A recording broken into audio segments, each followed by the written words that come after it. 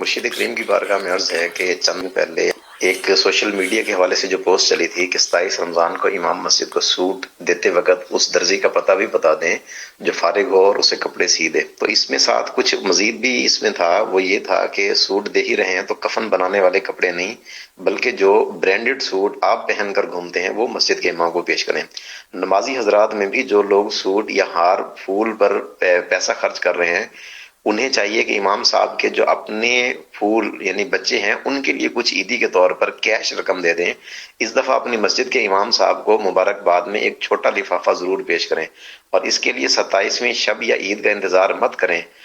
بچے تو سب کو پیارے ہوتے ہیں، آپ کا بچہ نئے سوٹ میں اور امام صاحب کے بچے کو نئی چپل بھی میسر نہ ہو تو اندازہ لگائیے ہم اخلاقی طور پر کتنے گر چکے ہیں.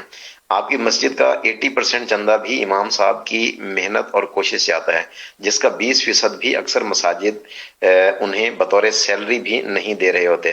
میری تو خواہش ہے کہ آج سے نئی روایت کا آغاز ہو جائے. امام صاحب کو پھولوں کے جو 100 ہار پہنائے جاتے ہیں اس کے بدلے صرف ایک ہار پہنایا جائے اور وہ چاہے 1000 والا ہو نوٹ والا، اور 100 پھولوں کے ہار سے نوٹ والا ایک ہار اچھا ہے جو ان کے کام بھی ہے.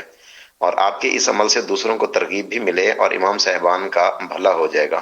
اس تناظر میں ارشاد فرمائیں کہ کیا ہونا چاہیے. ماشاء اللہ، ہماری برادری کی ہمدردی کا شکریہ. میرا بھی زندگی کا ایک حصہ امامت میں تو گزرا ہے. مجھے دعوت اسلامی بھی امامت میں ہی ملی ہے. خیر تو میرا زندگی کا انداز اپنا تھا، لیکن عام طور پہ جو امام صاحبان ہوتے وہ ظاہر کہ اتنی آمدنی سب کی ہوتی نہیں ہے. تو یہ آپ کی بات بالکل صحیح ہے، بجا ہے کہ ان کو سوٹ بھی دینا چاہیے اور اچھی کوالٹی کا ان کو کپڑا دیں اور سلا ہوا ان کو مل جاتا ہے مدینہ. پھر گجرے پھول، اور یہ اچھی آپ نے مثال دی کہ ان کے بھی تو پھول ہیں، چھوٹے بچے واقعی ہوتے ہیں ان کے بھی، اور ان کو بھی نظر انداز نہیں کرنا چاہیے کہ بچوں کا بھی خیال رکھنا چاہیے. ہم اپنے بچوں کا خیال رکھتے ہیں تو ان کا بھی خیال رکھا جائے.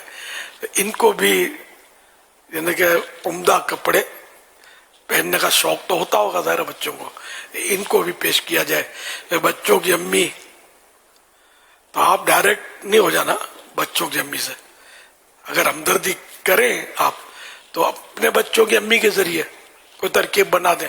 اب مٹھائی کے ڈبے، مسلے، اب آئیں گے تو مدینہ شریف ان دنوں سیزن ہے تو بعض لوگ آ کر عیدیاں کرتے، تو اب مسلح اٹھا کے لے آئے، خوبصورت رنگین تسبیح لے آئے. اچھا یہ سب ٹھیک ہے اپنی جگہ پر، لیکن امام صاحب مسلح کریں گے کیا یہ بتائیے؟ مطلب کیا امام صاحب دکان کھولیں مسلوں کی؟ کیا کریں؟ امام صاحب کو یہ چیزیں تحفے میں نہ دی جائیں، مسلے، مٹھائی کے ڈبے اور پتہ نہیں کیا کیا دے رہے ہوتے ہیں، یہ امام صاحب کے کام کی نہیں ہوتی. امام صاحبان کو، مؤذن صاحبان کو اگر دینا ہی ہے تو یہ سب سے مطلب بہترین تو نہیں، یہ روکڑا، نقد روکڑا بولتے ہیں ہم لوگ، کہ اس سے دوا بھی خرید سکتے ہیں. امام صاحب بیچارے بیمار ہیں، گھر میں بیمار ہے، کوئی مسئلے ہیں، بچوں کو دوا لانی ہے، تو یہ آپ کی مٹھائی سے دوا نہیں آئے گی، نوٹوں سے آئے گی.